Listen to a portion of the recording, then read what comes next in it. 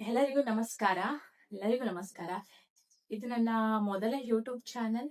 ನಾನು ಯಾವುದೇ ರೀತಿಯಲ್ಲಿ ಯಾವುದೇ ಸೋಷಿಯಲ್ ಮೀಡಿಯಾದಲ್ಲಿ ನಾನು ಆಕ್ಟಿವ್ ಆಗಿಲ್ಲ. ಚಿಕ್ಕ ಅಂದ್ರೆ ಫೇಸ್‌ಬುಕ್ ಅಲ್ಲಿ ಇದ್ರೂ ಸ್ವಲ್ಪ ವಿಡಿಯೋಸ್ ನೋಡ್ತೇನೆ. ಹಾಗೆ ನೋಡ್ಬಿಟ್ಟು ಹಂಗೆ ಮಲ್ಕೋತೀನಿ. ಬೇರೆ ಯಾವ ರೀತಿಯಲ್ಲಿ ನಾನು ಆಕ್ಟಿವ್ ಆಗಿಲ್ಲ. ಇವಾಗ ನಾನು ಇನ್ನು ಆಕ್ಟಿವ್ ಆಗ್ಬೇಕು ಅಂತ ಅನ್ಕೊಂಡಿದ್ದೀನಿ. ಅದಕ್ಕೆ ನಿಮ್ಮ ಸಹಕಾರ ನನಗೆ ತುಂಬಾ ಬೇಕಾಗಿದೆ. ನಿಮ್ಮ ಸಹಕಾರ, ನಿಮ್ಮ ಆಶೀರ್ವಾದ ತುಂಬಾನೇ ಬೇಕಾಗಿದೆ. ಈಗಾಗಲೇ ನಿಮ್ಗೆ ಗೊತ್ತಿರೋ ತರ ನಮ್ಮ ಕರ್ನಾಟಕ ರಾಜ್ಯದಲ್ಲಿ ನಡೀತಿರೋ ದೌರ್ಜನ್ಯಗಳ ಮಹಿಳೆಯರಿಗೆ, ಮಕ್ಕಳಿಗೆ ಹಾಗೂ ದೌರ್ಜನ್ಯವನ್ನ ಎದುರಿಸ್ತಾ ಇದ್ದೀವಿ. ಆದ್ರೂ ಅದು ಆಗ್ತಾ ಇಲ್ಲ. ಮುಟ್ತಾ ಇಲ್ಲ, ನಾವು ಅಲ್ಲಿ ತನಕ ಇನ್ನೂ ಮುಟ್ತಾ ಇಲ್ಲ. ನಮ್ಮ ಡಾಕ್ಟರ್ ನಾಗಲಕ್ಷ್ಮಿ ಅಕ್ಕನವರು, ಮಹಿಳಾ ಆಯೋಗದ ಅಧ್ಯಕ್ಷರಾದಂತ ಡಾಕ್ಟರ್ ನಾಗಲಕ್ಷ್ಮಿ ಅಕ್ಕನವರು ಅವರು ಬಂದ ನಂತರ ಆಗುವಷ್ಟು ತುಂಬಾನೇ ನಿರ್ಮೂಲನೆ ಆಗಿದೆ ಅಂತ ನಾನ್ ಅನ್ಕೋತೇನೆ. ಅಂದ್ರೆ ನಾನ್ ನೋಡಿರೋ ಪ್ರಕಾರ. ಅದು ಅಲ್ಲದೆ ಡಾಕ್ಟರ್ ನಾಗಲಕ್ಷ್ಮಿ ಅಕ್ಕನವರ ಆಶೀರ್ವಾದದೊಂದಿಗೆ ಜನ್ಮಭೂಮಿ ಫೈರೋಜ್ ಅಣ್ಣ ಮತ್ತು ಅಸ್ಕರ್ ಅಣ್ಣ ನೇತೃತ್ವದಲ್ಲಿ ಒಂದು ಸಂಘಟನೆಯನ್ನು ಆರಂಭಿಸಿದ್ದಾರೆ. ಅಕ್ಕ ಮಹಿಳಾ ಕಾನೂನು ಮತ್ತು ರಕ್ಷಣಾ ಪಡೆ.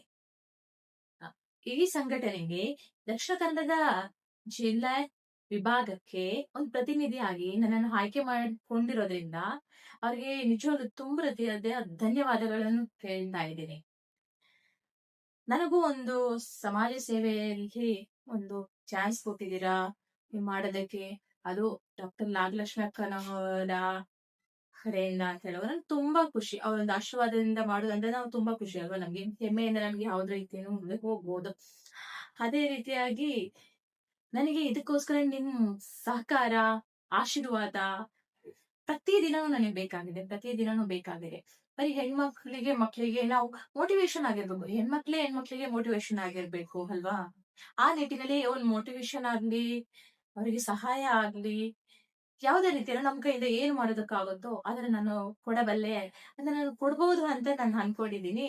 ಇದಕ್ಕೆ ನಿಮ್ ಸಹಕಾರ ನನಗೆ ತುಂಬಾ ಬೇಕಾಗಿರೋದ್ರಿಂದ ಪ್ರತಿಯೊಬ್ರು ನನ್ನ ಯೂಟ್ಯೂಬ್ ಚಾನೆಲ್ ಲೈಕ್ ಮಾಡಿ, ಸಬ್ಸ್ಕ್ರೈಬ್ ಮಾಡಿ ವಿಷಯ ನಾನು ಕೇಳಿಸ್ಕೊಳ್ತಾ ಇರೋದು. ನನಗೆ ಈ ಯೂಟ್ಯೂಬ್ ಚಾನಲ್ಗೆ ಅಂತ ಸಹಾಯ ಮಾಡಿದ್ರೆ ಎಲ್ರಿಗೂ ಥ್ಯಾಂಕ್ ಯು. ನನಗೆ ಫುಲ್ ಸಪೋರ್ಟ್ ಆಗಿರೋದ್ರಿಂದ ನನ್ನ ಮಗನ್ಗೆ ಅಂತೂ ತುಂಬಾ ಥ್ಯಾಂಕ್ಸ್ ಹೇಳ್ತಾ ಇದ್ದೀನಿ. ಅವನೇ ನನಗೆ ಸ್ಟಾರ್ಟ್ ಮಾಡಿ ಅಮ್ಮ ಅಂತ ಹೇಳ್ಬಿಟ್ಟು ಈ ಮುಂದೆ ನಾನು ಕೂತಿದ್ದೀನಿ ಅಂತಂದ್ರೆ 4 ಜನ ನನ್ನ ನೋಡ್ತಿದ್ದಾರೆ ಅಂದ್ರೆ ನನ್ನ ಮಗನೇ ಕಾರಣ.